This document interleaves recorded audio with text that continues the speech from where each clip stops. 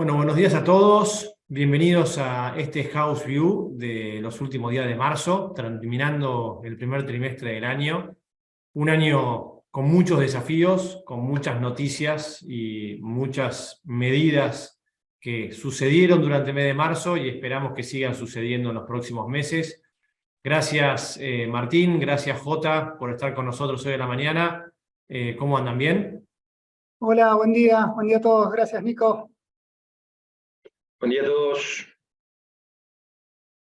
Bueno, Martín, si querés, empezamos como siempre, que nos cuentes un poco las novedades, cuáles son las variables o cómo fueron variando o cambiando las variables este último mes y qué esperamos hacia adelante. Así podemos ir charlando y conversando un poco cuáles son las posibles variaciones después de las inversiones, ¿no? Bueno, perfecto. Muchas gracias, Nico. Voy a hacer como siempre, me voy a apoyar en una presentación para ir teniendo como guía. Vamos a hacer lo más rápido posible, así podemos charlarlo, dejar más tiempo para el debate. Así que, bueno, un poco el título de esto, Nico, de este house, puse sin margen, porque básicamente lo que tuvimos en el último mes es un claro deterioro de todas las variables económicas, también financieras, con un contexto internacional mucho más volátil, como lo comentamos hace un par de semanas en el House View Global. Por eso creemos que estamos en una situación crítica, o por lo menos tiene que ser, nos acercamos al segundo trimestre, que por lo general el segundo trimestre de cada año es el donde se define el partido, ¿no? Básicamente porque es un trimestre para el que hay que aprovechar para acumular, y en caso de no darse ese escenario, obviamente la transición va entrando en una dinámica mucho más incierta. Entonces, para empezar un poco el debate, el primer título es mala praxis, pero en realidad además mala praxis son los malos resultados que endógenos al modelo, ¿no? En principio tenemos en los últimos 2 meses 2 muy malos indicadores, que estos un poco pasaron por debajo de, digamos, no tuvieron tanta trascendencia, básicamente por todas las novedades que el gobierno iba informando con los canjes y algunas operaciones que hacía. Pero cuando nosotros paramos la pelota, miramos hacia arriba y vemos cuál es la situación de la macroeconomía en general, tuvimos 2 indicadores que la verdad que nos hacen pensar que arrancamos el año con el pie izquierdo. Por un lado, el panorama fiscal empeoró notablemente. Fíjense ustedes en el primer bimestre del año, esto es, no se asusten, es el primer bimestre anualizado, ¿no? Por eso tenemos un resultado fiscal que pasó de un déficit de 3,2 a un déficit global de 5,5, es decir, en términos de Producto Bruto tuvimos un claro aumento del desequilibrio. Esto obedeció básicamente a que el gasto subió en tanto que los ingresos cayeron, y parte de esa tendencia se explica por lo que pasó en el segundo semestre del año pasado, cuando el gobierno un poco contuvo las expectativas, mejoró los aspectos fiscales, pero como hemos alertado muchas veces en este espacio, había un olorcito más a transitorio que permanente. ¿Qué era lo transitorio en ese entonces? Era que se estaba adelantando ingresos, básicamente de ganancias, de bienes personales, y fundamentalmente el programa Dólar Soja 1 y Dólar Soja 2. Eso obviamente les permitió recaudar muchas retenciones, y bueno, fue digamos, lo que tuvo en aquel entonces es lo que le está faltando ahora. Por eso estamos viendo una caída de los ingresos en torno al 5 puntos reales, en un contexto que del otro lado del mostrador teníamos un gasto que se habían demorado pagos, había un poco, el gobierno había tratado de cerrar la canilla por ese lado. Bueno, el primer bimestre vuelve a la normalidad, en el cual el único instrumento que tiene el gobierno para reducir la dinámica fiscal es a través de la aceleración inflacionaria. Recuerden siempre que la inflación siempre crece, va por delante del gasto, el gasto siempre tiene un lag en ajustar esa inflación, y por lo tanto, cuando tenemos inflación al alza, es más fácil tener que el gasto se vaya licuando. Más allá de esa licuación, en términos reales, el gasto subió porque los subsidios repuntaron, aumentó la obra pública, y probablemente tengamos esa tendencia, esa dinámica de acá en los próximos meses, básicamente porque entramos en un escenario electoral, y siempre los escenarios electorales o los contextos electorales son fiscalmente expansivos. Por otro lado, el otro componente de estos primeras líneas en cuanto a los fundamentals es lo que pasa con las cuentas externas. Lo voy a tomar más en términos globales, y dentro de esas cuentas externas, la que todos ven todo el tiempo, que es la balanza comercial de bienes. Y fíjense cómo en el primer bimestre del año pasado teníamos un superávit de 1,2 puntos del producto, esto en millones de dólares son de 1.200 millones de dólares. En el primer bimestre de este año tenemos un déficit más o menos de 300 millones de dólares, por eso ahí la caída es un 0,3%. Entonces ahí es una clara señal de que la cosa empezamos mal en un año en el que deberíamos empezar a mejorar.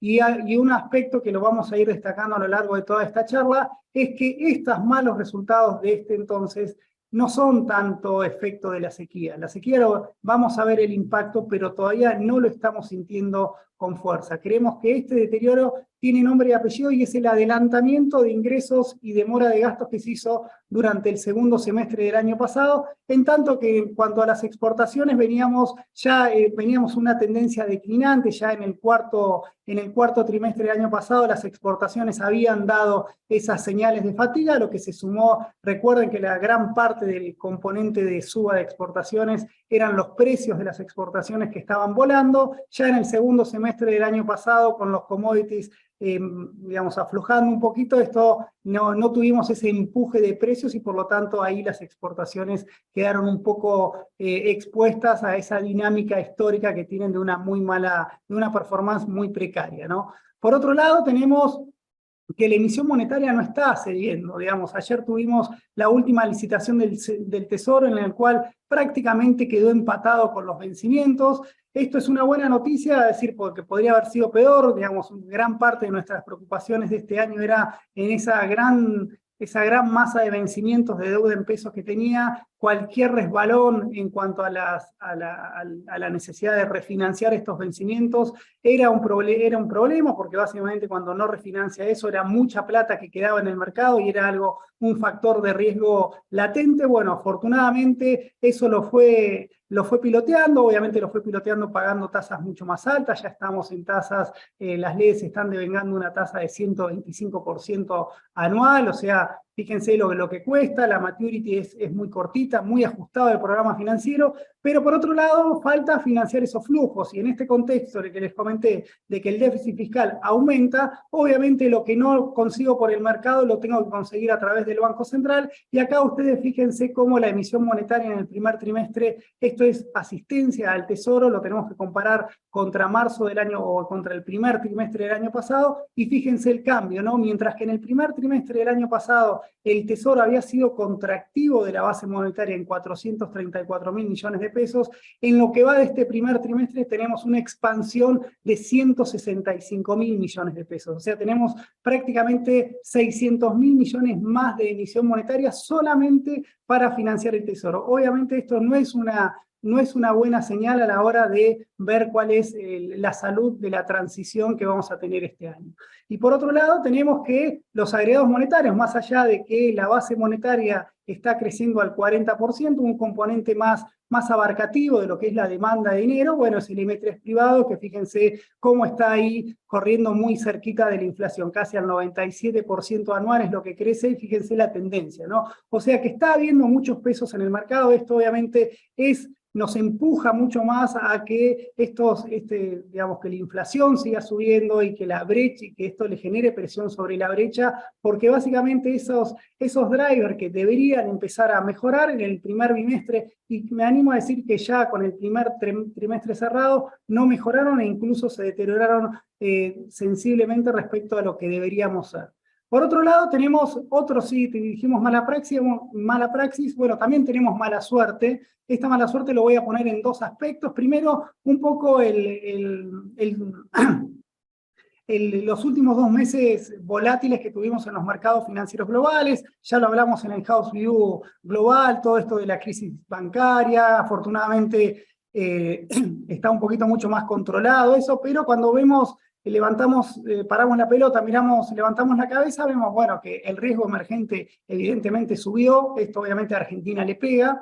Por otro lado, tenemos la caída del precio de los commodities, muy sensible, muy poquito si uno lo ve en el día a día, pero nuevamente cuando lo comparamos contra un año atrás, que es cuando nosotros hacemos los cálculos, bueno, fíjense cómo vemos que los precios de las materias primas van a empezar a comparar contra un muy buen segundo trimestre del año pasado. Recuerden, allá teníamos la invasión a Rusia, a Ucrania, que ahora sigue, pero ahí teníamos el efecto de suba de precio de los commodities. Bueno, ahora los commodities bajaron esa espuma y están un 20% abajo. Esto es algo que nos tira, que es una señal de preocupación, por ahora no de alerta, pero sí nos preocupa porque ahora lo vamos a ver, los precios no nos van a ayudar a la hora de conseguir dólares. La buena noticia es que el dólar, más allá de toda esta volatilidad en términos globales, se mantuvo relativamente estable, y con la devaluación que hizo Argentina contra el dólar americano le permitió más o menos mantener este tipo de cambio real multilateral relativamente estable. Pero sin dudas, y acá esto va a ser para la historia de Argentina, sin duda el gran componente o la gran mancha que va a tener el 2023, pueden pasar un montón de cosas, pero acá está el cisne negro que se encontró el gobierno en 2023 y Argentina en general. Una sequía históricamente mala, y no solo es mala, sino que viene siendo, las perspectivas son cada vez menores, es decir, cada vez que cierra un mes y tenemos una nueva estimación de cosecha, lo único que hacemos es corregirlo a la baja. Al mismo tiempo, como les dije en la filmina anterior, los precios no nos ayudan. Fíjense, la evaluación de la cosecha vamos a estar en torno a los 27.000 millones de dólares. Esto es los dólares que están en la economía. ¿Cómo podemos evaluar esta economía? Bueno, va a haber caído casi 25.000 millones de dólares, es lo que el menor aporte que va a tener el campo, o la plata que va a circular por el interior del país. Bueno, va a tener que 25.000 millones de dólares menos de lo que había el año pasado. ¿Es un nivel malo? Bueno, en términos históricos no tanto, porque más allá de esta caída de precios está relativamente estable, o sea, más allá de eso tuvimos algo de suerte en que los precios, la soja 540 sigue siendo un muy buen precio, pero acá la mala noticia es esta caída en la producción, ¿no? Estamos estimando entre los tres principales cultivos una caída a 73 millones de toneladas, es la peor en términos de variación, es la peor sequía del año. Fíjense, la comparamos contra las últimas tres, y la característica que tiene esta sequía hasta el momento es que los tres principales cultivos tuvieron una caída similar, o sea, es una sequía muy larga. Fíjense, el trigo ya con el partido liquidado, una caída del 42%, no fue tan mala como la del 2008-2009, pero digamos, fíjense, con respecto a la del 2018, muchísimo peor. En el caso del maíz también estamos viendo una cosecha con una caída del 41%, esto puede seguir corrigiéndose a la baja. En tanto, fíjense, acá el gran culpable, ¿no? La caída en la producción de soja. Nosotros estamos estimando una producción en torno a los 25 millones de toneladas, que es más o menos lo que está hablando la Bolsa de Cereales de Buenos Aires y de Rosario. Fíjense, una caída del 44%, es muchísimo peor a aquella gran sequía que tuvimos en el 2008 y en el 2018. O sea que, la verdad, en este punto Argentina está teniendo una mala suerte que no tuvo nunca, y le llega paradójicamente en el peor momento, cuando más necesitábamos del clima. Bueno, el clima nos está jugando una mala pasada, y eso es lo que, si quieren, a nosotros más nos preocupa y lo que más nos hace cambiar nuestras perspectivas para adelante. Entonces, les dije, malos fundamentals, deterioro en los fundamentals, un poco peor también por mala suerte. Vamos a ver en cómo se reflejó esto en los resultados que seguimos todos los días. Bueno, en principio, un vox populi es, bueno, la liquidación del agro se derrumbó. En el primer trimestre tuvimos, en términos brutos, el agro estaría cerrando con liquidaciones de 2.800 millones de dólares, es el menor nivel desde que hay registro, contra, fíjense lo que fue los 2 años anteriores, ¿no? Estábamos embuchados de dólares ahí, 9.200 millones de dólares es lo que habían liquidado en los primeros 3 meses del año. Acá tenemos 6.000 millones de dólares menos. Y acá quiero hacer un parate, porque es cierto lo que la mala suerte, la sequía y todas esas cuestiones y la caída de precios que les comenté, pero esos 6.000 millones, quiero ser tajante con eso, porque es el núcleo de nuestra preocupación a futuro. No es por efecto de la sequía, es por efecto de adelantamiento de las exportaciones que tuvimos con el dólar soja 1 y en el dólar soja 2. En el dólar soja 1 puede ser que acá hubo una liquidación de stocks, O sea, pero acá en el dólar soja 2 fue claramente un adelantamiento de las liquidaciones. Por eso ahí lo que tenemos es ese efecto bandoneón, ¿no? Todas las liquidaciones que iban a hacer en enero, febrero y marzo se hicieron todas en diciembre. Y es por eso que ahora estamos sintiendo la consecuencia de esa caída. ¿Cuál es nuestro cálculo? Nosotros estimamos ahí que más o menos de adelantamiento tuvimos, podríamos rondar entre los 3.000 millones de dólares. O sea, el resto es por caída un poco por caída de precios y muy poquito muy poquito, entre muchas comillas, ¿no? Lo que fue la sequía donde ya se reflejó es en las exportaciones de trigo y cebada, que cuando lo medimos en dólares, esos son más o menos 2.000, 2.500 millones de dólares menos. Así que atento con este tema porque justamente lo peor está por venir en términos de sequía y ahí están nuestras preocupaciones. ¿Cómo se refleja eso en el mercado cambiario? Y bueno, lo que ustedes están viendo todos los días con el Banco Central vendiendo cada vez más. Fíjense, y acá también otro llamado de atención, fíjense que pese a que la liquidación del agro, más allá de que sea baja, en marzo está repuntando, se duplicó respecto a febrero, fíjense, 1.200 de lo que me está dando contra 645 de febrero, a pesar de esa mayor oferta, también tenemos cuidado acá, mayor salida, ¿no?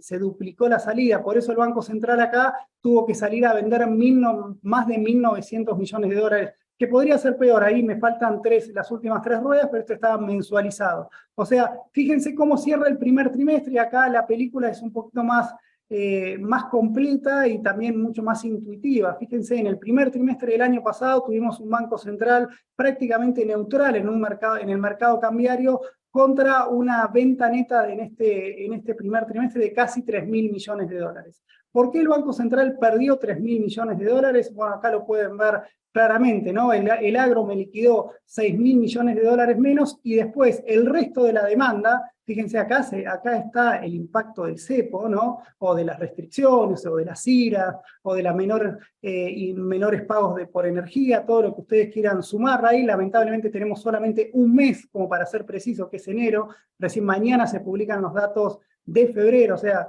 tengan paciencia con las estimaciones, pero fíjense que ahí hay un impacto en la demanda neta de divisas, nos permitió ahorrar 3.000 millones de dólares. Pero fíjense, es tan fuerte el impacto de la caída del agro que ningún cepo, si quieren para ser extremo, ningún cepo lo puede corregir. Y ese es el gran tema que nos viene para la transición, y esto lo hablábamos antes de entrar a esta charla. ¿Por qué?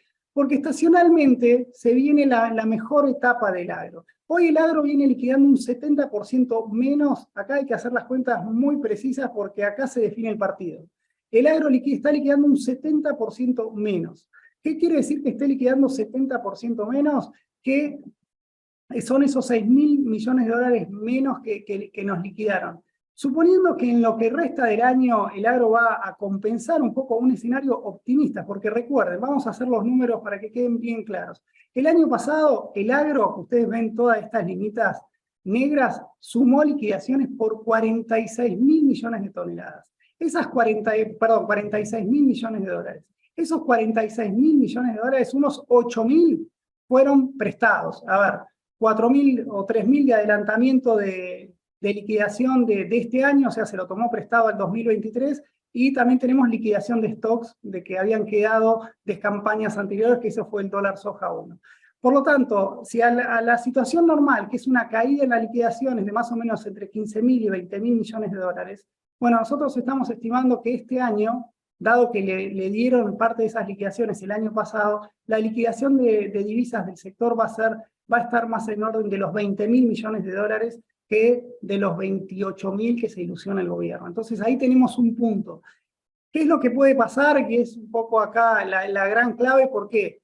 Si nosotros tenemos que el agro me puede empezar a liquidar un poquito cada vez más, hasta 1.900, 2.000, ojo que si la demanda acá no me afloja, el Banco Central va a seguir perdiendo reservas y no le alcanza. Entonces, ¿cuál es el efecto que nosotros podemos ver? Nuevamente, la trampita, hacer el efecto bandoneón sobre la liquidación del agro. Llevar todas estas líneas grises, estas columnas grises, acumularlas, arrinconarlas a abril y mayo, de manera que en lugar de liquidar 2.500, liquiden 5.000 por mes, y eso le permite abastecer esa demanda que parece bastante inflexible, incluso en el margen la vemos creciendo. Atención con estos aspectos, que más allá del control cambiario, la demanda está porque hay que pagar deuda, porque hay que pagar deuda comercial. Recuerden, el año pasado se liquidaron, hubo pagos pendientes por 8.000, 9.000 millones de dólares. Así que, digamos, cuidado. Yo de todas maneras acá les estoy siendo generosos en cortar la demanda en un 20% por efecto de dólar Qatar, las IRAs y todo lo que ustedes quieran. Así que en todo este concepto, ¿cómo me cierra esto para no prever un salto devaluatorio? Bueno, con un nivel de caída, nivel de actividad mucho más fuerte. Así que ese es el partido que se juega en el mercado cambiario y la verdad que ese es el partido en el cual a nosotros por eso estamos sin margen. ¿Por qué decimos sin margen? Y bueno, porque las reservas netas están en un nivel muy bajo. Fíjense, hoy estamos en 2.400 millones. Regalamos las metas con el fondo, hagamos de cuenta que el fondo acá nos perdona todo, como lo viene haciendo. Bueno, acá no me importa no llegar a los... No me preocupa que nos alejamos de la meta que era de 7.000 millones de dólares, o 7.500 millones de dólares, a que estemos en 2.400. Me preocupa la dinámica, porque con esto, con los resultados del mercado cambiario que les di, nos dura un mes o 2 meses más. O sea, algo tiene que hacer el gobierno porque no puede tener reservas netas negativas. Puede tener reservas netas líquidas negativas, pero las netas en sí no pueden bajar mucho más abajo de los 1.000 millones de dólares. Incluso en el 2015 las reservas netas fueron de menos 400 millones de dólares. O sea, no hay forma, no puede el Banco Central, más allá de que la liquidez la maneje y le dé menos 5.000, acá el gran problema que tiene es el flujo del mercado cambiario. Por eso nuestras dudas, o por eso nuestros temores que vamos a charlar con el equipo en cuanto a, bueno, acá va a haber un ajuste por cantidad, se puede hacer, o se viene lamentablemente un ajuste por precio. Bueno, el ministro de la Producción, o como se llame, o secretario de Industria, bueno, dicen que van a hacer todo lo posible para no devaluar. Bueno, se va a definir el partido acá. Esto es el partido que se tiene que definir. Esto, por eso seguramente en estos últimos días nos inunden de noticias del dólar soja 3 y salgan las exportadoras a decir que tienen 5.000 millones de dólares o 10.000 millones de dólares para dar. Simplemente les digo, tengan en cuenta, pregunten en qué plazo, ¿no? Porque que van a entrar 5.000 millones de dólares es Vox Populi. Lo que tenemos que ver es que tienen que entrar 10.000 para que esta ecuación pueda darnos sin un rebote, sin una drástica caída del nivel de actividad. Entonces, ya para ir cerrando y terminando el panorama macroeconómico, en la otra pata tenemos un riesgo cambiario cada vez más latente, cada vez más preocupante. Tenemos, por otro lado, la inflación que tiene vida propia, ¿no? Ya lo hemos alertado, lo hemos comentado varias veces, creo que no voy a profundizar por esto, pero fíjense qué importante es ver la macroeconomía y no comerse las curvas, sobre todo cuando en el cuarto trimestre del año pasado el gobierno festejaba que la inflación estaba bajando e incluso se ilusionaban con que en abril vamos a tener una inflación del 4%. Fíjense qué importante es leer la macro y decir, bueno, cuánto es de realista todos esos números, y acá lo hemos alertado en este espacio en cuanto a qué obedecía esa baja a apenas el 4,9 de noviembre. Una vez que pasa, si quieren, esa espuma, la inflación volvió a tomar esa dinámica ascendente, 6,6% en lo que dio febrero. Probablemente nosotros en marzo estamos manejando un número del 7%, algunos da 6,8%, pero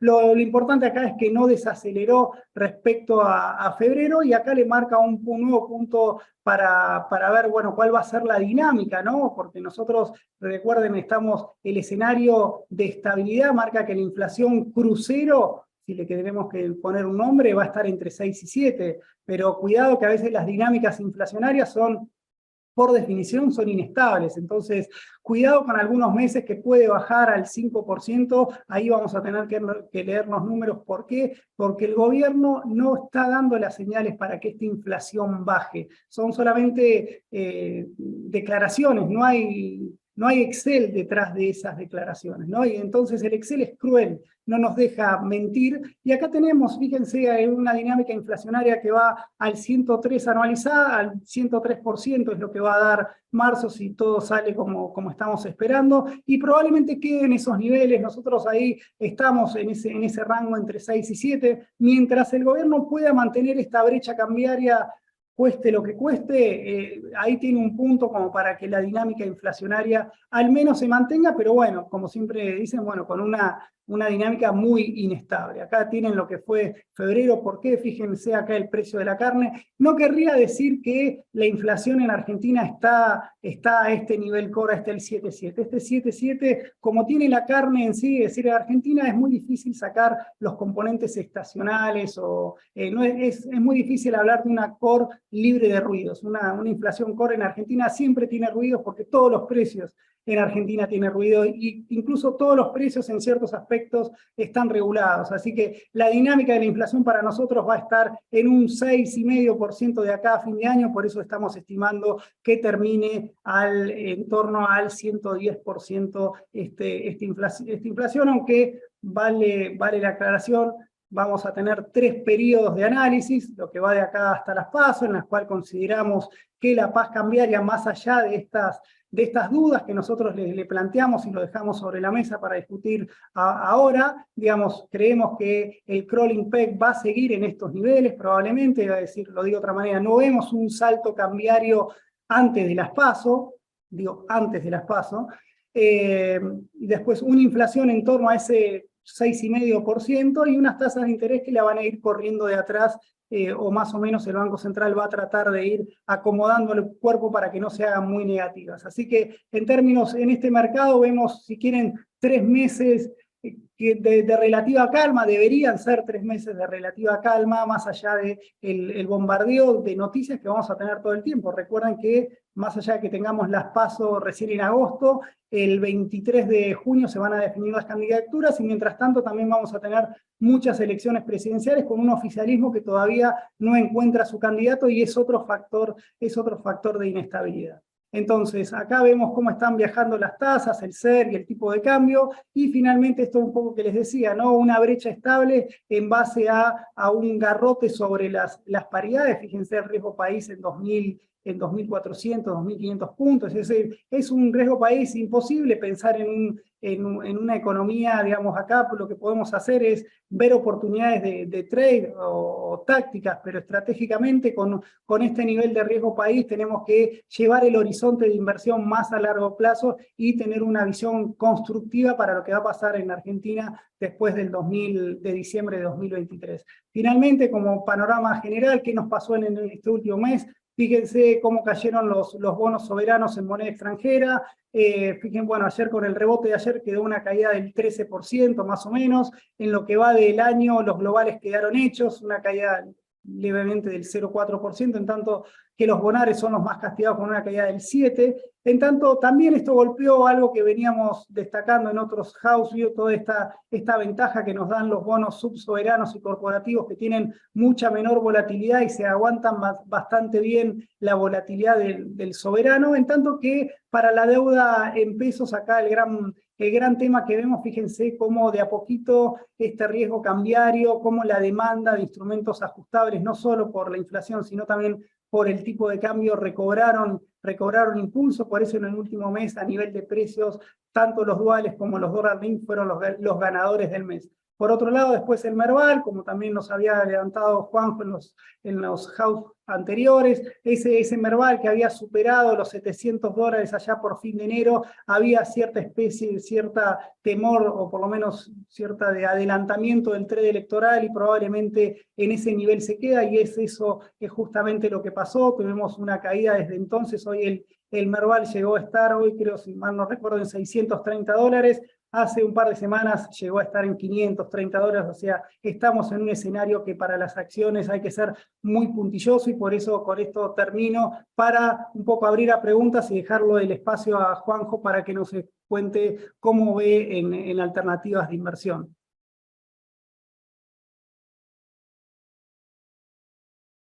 No sé, Nico, Gracias, si Martín. tienes Ahí alguna pregunta al estás, respecto. estás muteado. Perdón. No pasa nada, no pasa nada. Una pregunta por ahí, Jota, que antes de pasar a la presentación tuya y a la revisión de las inversiones, que me surge para los dos, ¿no? Y para que vos también la abarques cuando lo hables. Estamos frente a constante aceleración inflacionaria o una inflación muy alta que encontró como un nuevo piso, y al mismo tiempo estamos enfrentando tensiones cambiarias muy importantes, ¿no? O sea, lo que le dábamos una probabilidad de plan llegar a las PASO, ahora estamos en un momento donde la tensión cambiaria, producto de la falta de dólares de la sequía, opone mucha mayor presión a un gobierno que está haciendo lo posible por no devaluar, como nos contaba Martín recién. Nada, lo dejo como pregunta abierta por ahí para ir repasando, Jota, en la presentación tuya o para que después lo hablemos con Martín. Perfecto, perfecto. Bueno, yo voy a ir muy rápido para que tengamos el espacio de debate. No sé si se llega a ver la imagen. Esta es la evolución que tuvo los bonos soberanos hard dollar, ley Nueva York.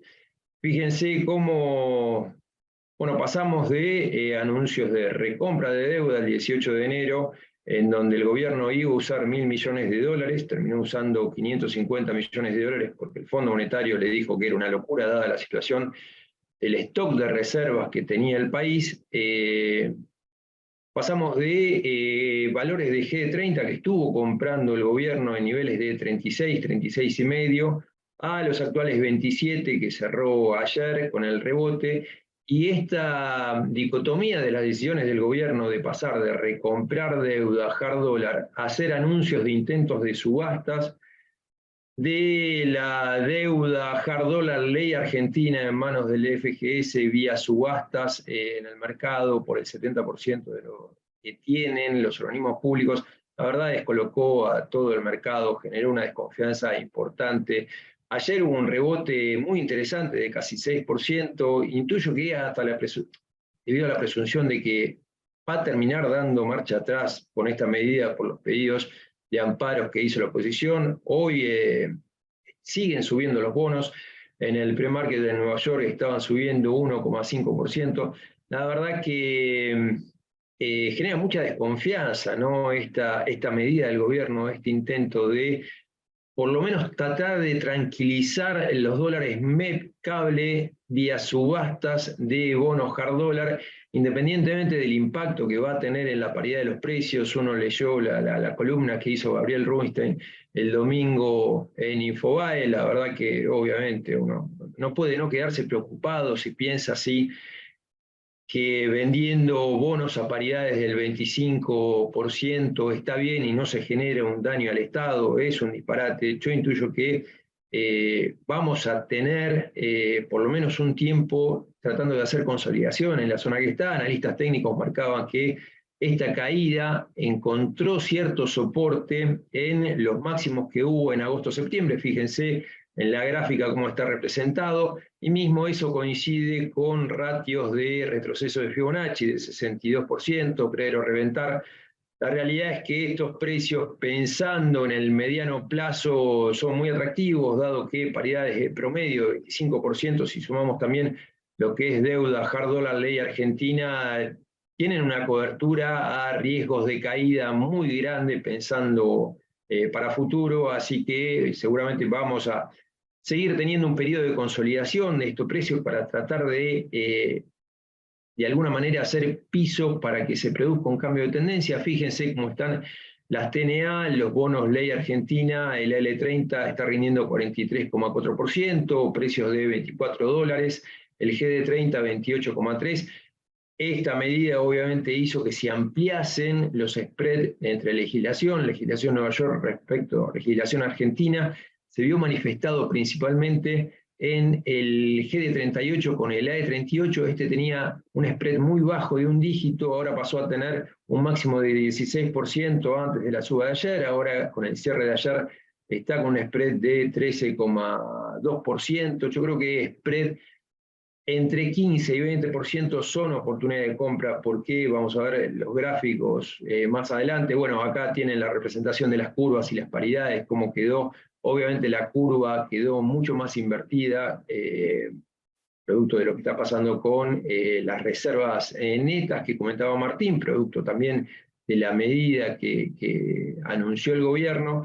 Y ahora bien, en esta vicisitud entre bonos ley Nueva York y ley Argentina, hasta que no se disipe el problema, el spread va a ser alto. Ahora, si vemos esto con visión de mediano plazo, yo creo que spread entre el 15 y 20% son oportunidad para lo que es ley Argentina, básicamente porque no creo que el gobierno pueda seguir adelante con esta medida de intento de subastas de los bonos ley Argentina, y porque si ven las tenencias, que es el gráfico que se ve en la izquierda, de los 43.5 billones total de nominales emitidos, ley Argentina, bonos hard dólar, el sector privado solo tiene hoy 40%, 17,1 billones de dólares, que es prácticamente un 20% del total de la deuda hard dólar, incluyendo los bonos ley Nueva York, e incluyendo los bonos en euros, con lo cual no tiene ningún incentivo para no respetar o hacer un tratamiento distinto en lo que sean leyes, tanto Nueva York como Argentina, dado que el peso del sector privado de tenencia de bonos ley Argentina es muy bajo, y obviamente sería muchísimo más el ruido que podría generar una distorsión en el tratamiento que, bueno, tratar a los dos activos por igual. Con este nivel de paridades que está en promedio de 25,4%, hoy el valor de mercado de toda la deuda hard dólar en manos de privado es 20,5 billones de dólares. La verdad que en términos de PBI es absurdo lo que vale hoy la deuda hard dólar. Hay que sumarle obviamente la deuda en pesos emitida en todos estos últimos años y bueno, la que venía teniendo a cabo. Y hay algo para tener en cuenta también, que con estos niveles de paridades y estos niveles de rendimiento, el devengamiento pasa a ser muy alto, que es lo que trato de explicar con el gráfico que se ve a la derecha. Estos son escenarios de devengamiento considerando cuánto debería valer el precio de cada uno de los bonos, suponiendo que quito el pago del 9 de julio del 2023 del importe en dólares que estoy pagando hoy, a misma tiro, o sea, si el L30 rinde 48,1%, que es lo que rinde hoy, si rinde lo mismo al 31 del 12 del 2023, el precio debería ser 32,4 dólares, con lo cual tendría que tener una ganancia por capital y bueno, y por la poca renta que paga ahora el 9 de julio del 33,4%. Si vamos al GD35, que bueno, es el otro bono que venimos recomendando por la paridad que tiene, hoy vale 25,62 con precio de ayer, rinde 26%. Manteniendo esta tasa debería valer a fin de año 29,77%, con lo cual la ganancia por devengamiento sería de 12,21%. Obviamente es un bono mucho más largo que el L30. Recuerden que el L30 y el GD30 debería cobrar 4 dólares de vencimiento de capital a partir de julio del 2024, eso pasaría a ser 8 dólares en el 2025. Vamos a ver qué tratamiento les dan. Acuérdense, esto lo venía mencionando, es muy probable que si quiere hacer políticas market friendly y quiere disminuir en la próxima gestión el importe de dólares que le va a demandar servir la deuda, en el 2025 van a ser casi 7.350 millones de dólares, vencimiento de capital del L30 y el GD30 son 4.000 millones de dólares, con lo cual es factible que vea un interés en tratar de proponer algo, extendiendo de capital esos bonos, sumando lo que es intereses, porque pagan muy pocos intereses, pero que en el neto le permite un ahorro de 3.000 millones de dólares. Vamos a ver qué es lo que pasa.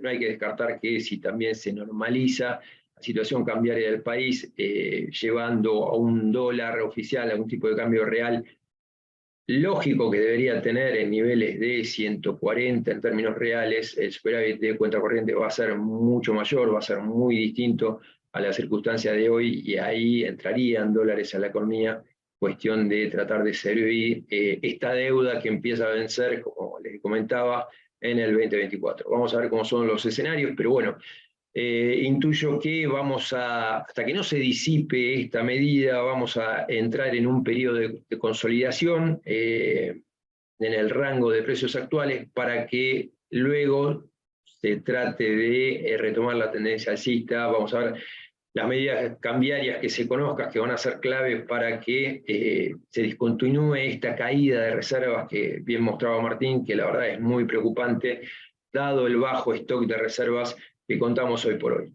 Lo que es subsoberanos, bueno, fíjense la realidad, la mayoría de los subsoberanos que venimos recomendando no sufrieron las caídas que sufrió el soberano, la verdad no se aplicó el efecto contagio, salvo para el caso de Provincia de Buenos Aires, que es el que más lo sufrió. Para hablar levemente, así vamos al resto de las cosas, Mendoza empezó a amortizar capital, pagó entre interés y capital $9, recientemente el 19 de marzo, aumentaron los depósitos en dólares de la provincia por la cobranza de $90 millones que recibió del Estado Nacional los últimos días de enero, la verdad que está rindiendo 13,78%. Santa Fe, que venimos mencionando siempre, canceló el bono 2023 en marzo, queda un bono por $250 millones de 2027, que venimos haciendo mención, rinde 12,3%, es un bono seguro, dada la circunstancia de la provincia.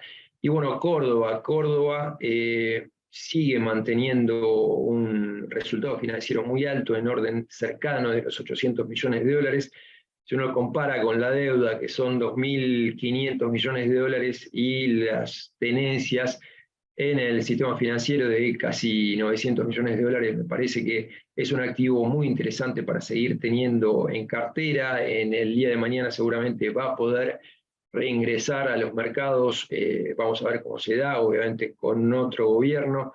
Fíjense la disparidad de lo que son las paridades, hay bonos con paridades arriba de 80, que muestra lo que vamos a tratar de ver en este gráfico, cómo las circunstancias financieras de las provincias difieren muchísimo a lo que está pasando con la nación. Fíjense, la mayoría tienen resultados financieros muy altos en relación de los ingresos totales, la deuda de privados sobre ingresos corrientes es muy bajo, estuvieron bajando muchísimo lo que es la deuda en los últimos años, en parte por los mejores resultados financieros que fueron obteniendo, y el peso de los intereses sobre los ingresos corrientes en la mayoría de los casos está en cercanos entre 0 y 2%, con lo cual el servicio de los intereses no le implica grandes erogaciones, por lo cual, bueno, el único caso que hay que mencionar es Buenos Aires. La verdad que Buenos Aires fue castigado con esta caída que hubo, lo que son soberanos. Ahora bien,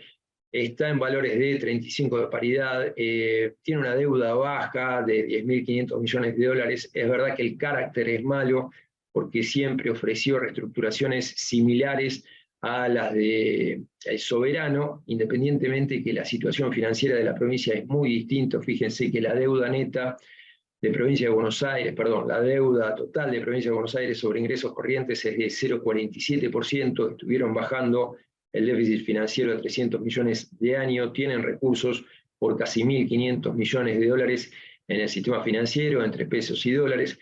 Parece que a esta paridad vale la pena, a pesar del contagio que sufrió en el mercado. Lo que es corporativo, voy a ir muy rápido, así abrimos espacio de debate. También pasó algo bastante similar, se pudieron diferenciar del soberano, en parte también porque la duration, tanto de la mayoría de subsoberanos como de corporativos, es baja, en parte también porque no hubo emisiones en los últimos años. Acá, para destacar, les comentaría de dos ONs como para mirar. Fíjense, YPF también sufrió en parte efecto contagio de lo que estuvo pasando con los soberanos. Hay bonos que volvieron a paridades muy bajas, niveles de 65%, el bono 2033 que viene del canje que hizo en el 2001, fíjense también el 2027 está a niveles de 72 de paridad, están rindiendo en el caso del 2027 16% de TNA, en el caso del 33, 14% de TNA, el que siempre le mencionamos es el garantizado por regalías, que está rindiendo 12,4%. Es clave lo que se vaya a conocer brevemente sobre la resolución de la demanda que tiene por el caso Maxus, que eso sería, bueno, es una demanda por un total de $14 billones, es un disparate. Supuestamente hay rumores de que en breve se estaría anunciando el arreglo con una planificación de pagos muy baja anual de entre 50 y 100 millones de dólares por el término de, no sé si 8 o 10 años. La cuestión es que esto le liberaría muchísimo el pasivo contingente de YPF que vino solucionando en los últimos años. Fíjense lo que fue también la resolución del caso con Transportadora de Gas del Norte. La verdad que me es interesante, teniendo en cuenta que la deuda neta de YPF son 6 billones de dólares, no es nada al lado del pasivo contingente de estos juicios. Está también el juicio por el caso Petersen, por la expropiación de YPF, ahí va a responder el Estado más que YPF, con lo cual me parece que a estos niveles de paridad y rendimiento vuelve a ser interesante los otros bonos que les comentaba, 2027, 2033, y bueno, es como para tener en cuenta, y bueno, desde ya el garantizado por exportaciones, que empezó a amortizar capital y amortizar capital en forma trimestral. La otra buena interesante que me parece que hay que mirar a estos rendimientos: TGS está valiendo casi 90,8 dólares, vence ahora en mayo del 2025, es Bullet, está rindiendo casi 12% anual. La empresa, la verdad que es un relojito, tiene 250 millones de dólares de caja, la deuda son 520 millones de dólares, a 12% de rendimiento, no va a generar grandes ganancias de capital, pero sí un devengamiento alto con un riesgo bajo. Y vamos a lo que les comentaba, vamos a acciones, hablar brevemente porque ya el tiempo se nos va. Bueno, sí, en enero les comentaba, la verdad que había una desociación bastante grande entre lo que era el Merval y lo que era el riesgo país. Fíjense, en el gráfico izquierdo vemos el punto del 26 de enero, donde el riesgo país había tocado un mínimo de casi 1.805 puntos, ahí el Merval había estado en 715 dólares, terminó cerrando, si mal no recuerdo, en 621 dólares, vamos a ver en el gráfico posterior, sí, 629 dólares, vemos en la línea negra. Hubo un rebote que podemos ver en los niveles de 525 dólares del Merval. Obviamente terminó afectando lo que pasaba con el riesgo país, con los bonos. Fíjense lo que fue la caída del G30 representada en la línea celeste, que venía de 36 dólares y medio con la recompra que hizo el gobierno, hasta los mínimos de casi 25 dólares. Esto repercutió en el Merval, terminó cayendo en los niveles de 525 dólares, y ahora se produjo un rebote de 629 dólares, lo que fue el tipo de cambio real multilateral del dólar cable. La verdad que se mantuvo bastante estable, ahora está en niveles de 180 dólares. La intervención del lunes al cierre de la venta de GD30, que terminó cayendo casi 3% el precio en pesos, de alguna manera disipó en el corto plazo la demanda para comprar cable. Vamos a ver si se sigue dando a futuro. Pero bueno, yendo al índice, la verdad es que hay una disociación entre Merval y riesgo país, en parte por la expectativa de cambio electoral. Hay que pensar en el largo plazo cuando uno compra acciones, porque es muy difícil ver que el Merval retome una fuerte tendencia alcista sin que haya una gran mejora del riesgo país en el corto plazo. Y la verdad que medidas como la anunciada por el gobierno la semana pasada descolocan completamente a un inversor, más que nada pensando en el corto plazo, ¿no? Y la incidencia del riesgo país en lo que es acciones es indudable, básicamente por el canal del sector bancario y el sector de reguladas, con lo cual hay que ver eso. Fíjense los rebotes, siempre mantenemos esta visión de largo plazo. Pista tuvo una suba muy importante, está cerrando cercano de los 20 dólares, creemos que va a tener potencial de llegar a los 24 dólares, es un Enterprise Value EBITDA para el 2023 en niveles de 2,5, 3, la verdad que el potencial a futuro está. Es probable que la acción lateralice un poco para tratar de consolidar toda esta suba que tuvo desde que mencionábamos en noviembre del año pasado, con el hecho de quitar lo que eran los warrants, que eran un condicionante a la suba del papel muy fuerte. Eso permitió en parte toda la explosión que hubo en el papel, obviamente también ligado a todo el aumento de producción y las expectativas y el buen management que tiene el papel, creemos que es muy buena opción pensando en el largo plazo. En el corto plazo puede estar condicionado por todo lo que subió. Fíjense, Ternium Argentina, el rebote que tuvo, la verdad que la caída fue enorme, valía 3.800 millones de dólares. Ahí les comentábamos que Ternium, la controlante de Luxemburgo, estaba mucho más barato, llegó a caer hasta 2.200 millones de dólares, ahora vale 3.1 billones. No está cara, la verdad que el EBITDA va a ser 912 millones en este 2023, tiene 1.300 millones de dólares de caja al valor oficial, por ratios da Enterprise Value EBITDA de 2.70, 3.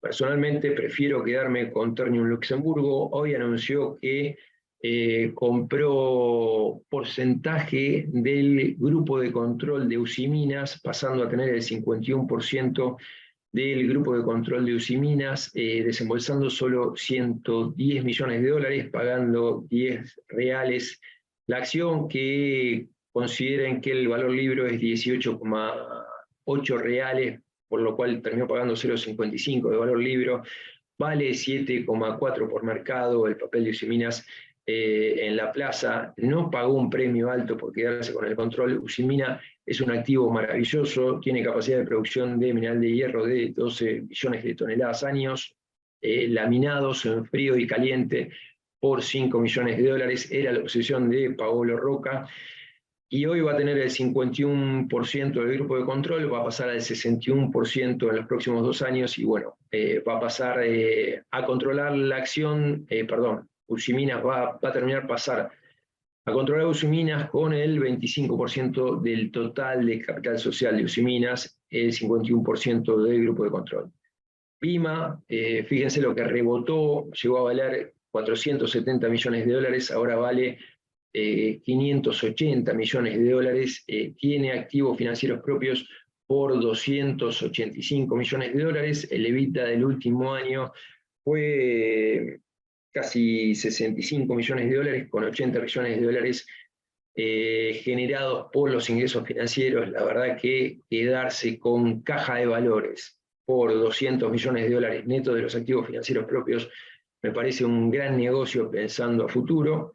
Alvar, la verdad, también recuperó muy fuerte, fíjense, llegó a valer en esa caída que hubo de Merval de 525 millones de dólares, 1.100 millones de dólares, ahora vale 1.600 millones de dólares, va a tener una EBITDA de 525 millones de dólares en este 2023. Me parece que lo más lógico sería que la veamos a fin de año entre niveles de 2 y 2,5 billones de dólares. El próximo trimestre va a tener un muy buen balance por todo el stock de aluminio primario que no pudo vender en el cuarto trimestre por un problema de fletes. El aluminio está en niveles de 2.400 dólares la tonelada a precio internacional. Los futuros operan considerando niveles de 2.600 a 3.000 millones en los próximos 2 años. Bueno, y Mirgor, la verdad que está el ruido de lo que está pasando con la necesidad de dólares del gobierno.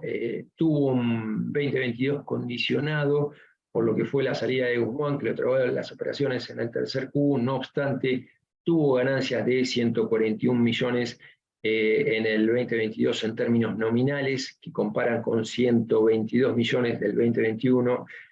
Generó fondos operativos por 182 millones con 62 millones de dólares de aumento de capital de trabajo. Este año, si todo va bien, debería estar ganando 200 millones de dólares, vale 236 millones de dólares.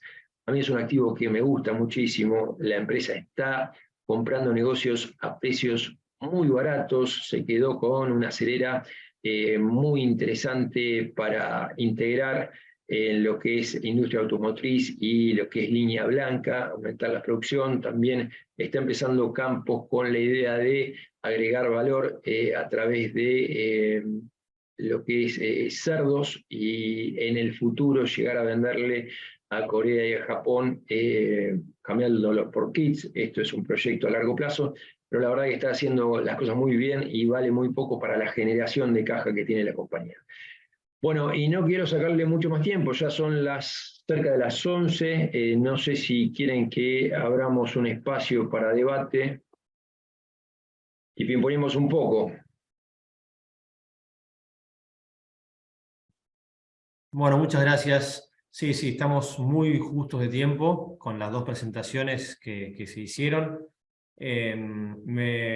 Aviso ya de antemano que nos vamos a extender unos minutos más para tratar de cubrir al menos 2 o 3 preguntitas que surgen. La primera es la que hacía yo hace un ratito. ¿Cuál es la dinámica, ¿no?, que vamos a tener el segundo trimestre del año con la tensión cambiaria que hay respecto de lo que nosotros veníamos viendo en el primer trimestre y sujeto a que la disponibilidad de dólares que proviene de la liquidación del agro va a ser bastante magra o va a ser bastante pobre, por decirlo de alguna manera? Puede ser que, como comentaba Martín, concentremos en un par de meses una liquidación anticipada, pero en definitiva los dólares para el resto del año no van a estar. Entonces, la pregunta por ahí, en este momento más me imagino para Martín, o Jota también para vos si querés, es cómo estamos viendo esta tensión cambiaria o la dinámica de esta tensión cambiaria para el segundo trimestre.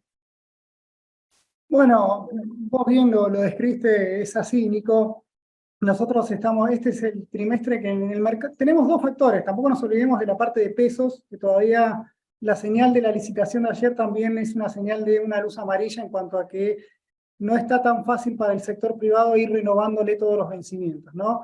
Acá entramos en el mes, en el día D para el mercado cambiario, tendríamos que ver, hoy el agro está liquidando más o menos 60 millones de dólares por día, más o menos. De no estar el soja 3, ya de por sí deberíamos ver ya para mediados de abril que esa liquidación se acelere a 120. Digamos. Si eso tarda en llegar, obviamente el mercado cambiario va a seguir demandando divisas. Tenemos, no puede, a ver, el gobierno no puede darse el lujo de perder abril para el mercado cambiario. Entonces ahí está nuestra mayor preocupación, porque estamos con un nivel de reservas muy justito para los flujos que tenemos.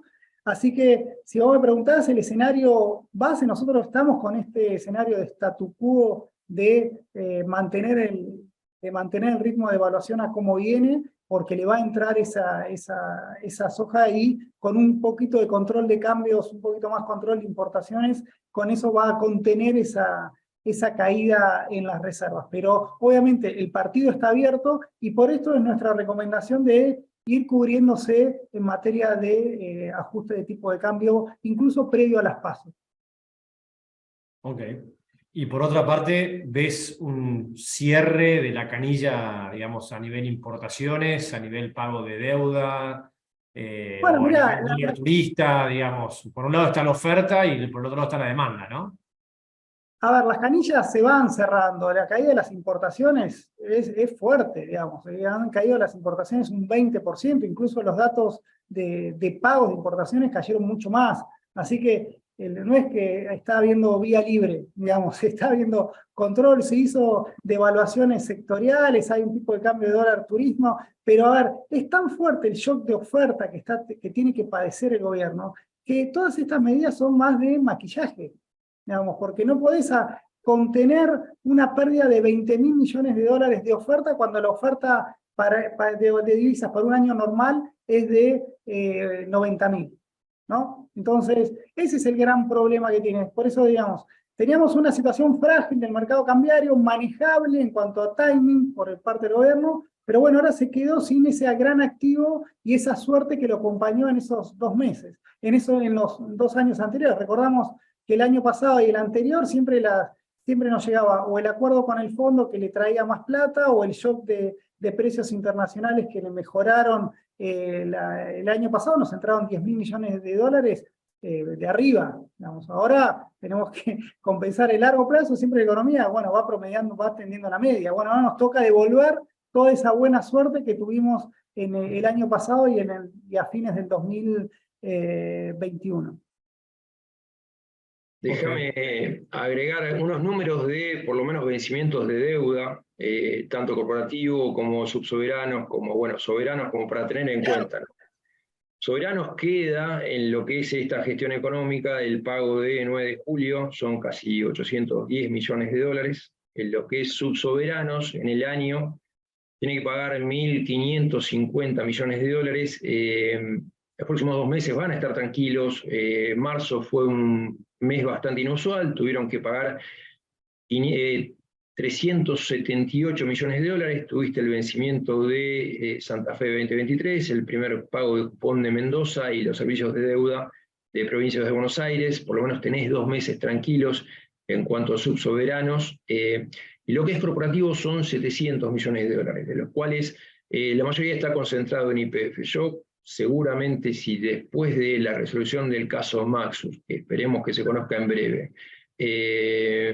no sería raro que YPF haga una colocación en el mercado internacional poniendo algún colateral, todos los activos que tiene, sea el 50% de Profértil, sea algún otro mecanismo en cuanto a la liquidación de exportaciones en el exterior, pero bueno, que compense parte de esos 700 millones de dólares que se va por ONs corporativas, que es un importe ínfimo para lo que es este año, ¿no? Por lo cual, de ahí, por lo menos el grifo no es tan grande. Obviamente, cuando no hay reservas, no hay reservas. Vamos a ver las medidas que se conozcan, supuestamente que se conocerán el lunes, pero bueno, dentro de todo no es tanto lo que te demanda la cuenta de capitales por vencimiento de deuda, tanto de subsoberanos como corporativos, bueno, como lo que es soberano. Ok, bueno, y hay que esperar también qué es lo que pide el Fondo Monetario a cambio, ¿no? Porque estamos en vísperas de la reunión del directorio que tiene que aprobar el desembolso mañana, y Argentina luego de eso tiene que hacer el pago que le corresponde de 2.700 millones, con lo cual el saldo neto es que le quedan un poco de dólares abajo del brazo, pero en definitiva no venimos haciendo la tarea, con lo cual hay que ver qué nos piden a cambio, si es que nos piden algo. Quizá no nos piden nada y nos aprueban no llegar o no cumplir con la meta de reservas y sin nada a cambio, ¿no? Hay que ver si en contrapartida de no cumplir con eso o no cumplir también con el déficit proyectado, nos piden algún cambio de política de crawling peg o de algún otro tipo.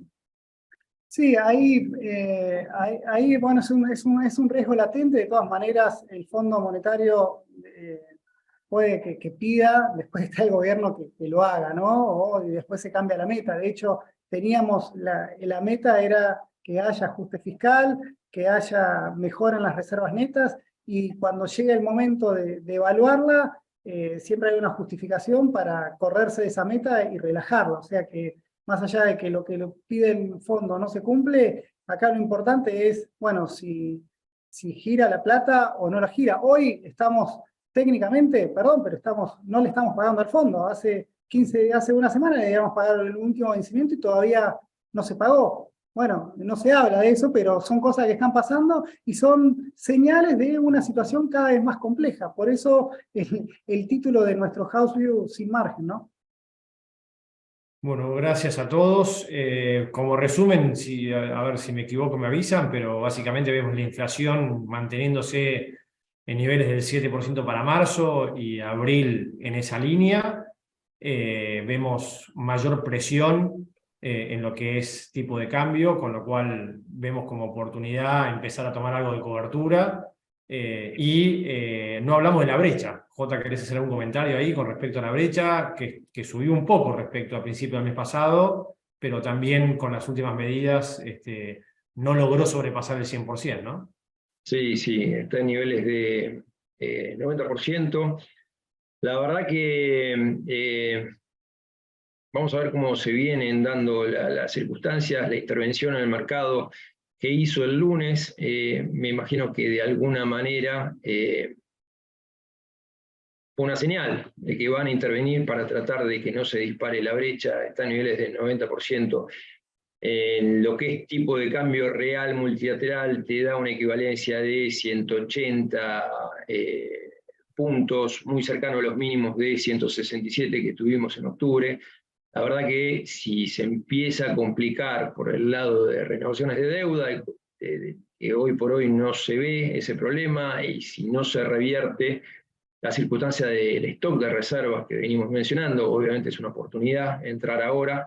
Ahora bien, siempre va a terminar jugando, a medida que nos acerquemos al cambio de mandato, la posibilidad que la próxima gestión haga algo para achicar esa brecha, con lo cual, si llega a haber un shock o un temor o un cimbronazo, va a subir esa brecha, pero bueno, siempre va a estar latente la posibilidad de que la gente espera para la próxima gestión, que seguramente va a hacer algo para achicar esa brecha, porque obviamente no se puede vivir con una brecha del 90%, distorsiona todo, no hay manera de acumular reservas, y bueno, no hay manera que la economía funcione, ¿no? Bueno, Martín, ¿querés agregar algo más? No, creo que hemos barrido todos los temas, así que lo que hablamos hoy incluso va a tener el documento correspondiente en estos días, así que también lo pueden leer, así que, y bueno, siempre dispuesto a las preguntas que tengan, a que nos hagan llegar. Bueno, muchas gracias a los dos y a todos los que estuvieron del otro lado, que tengan un lindo día y esperemos que en las próximas semanas se normalice un poco la situación de reservas, así estamos todos un poco más tranquilos. Bueno, gracias.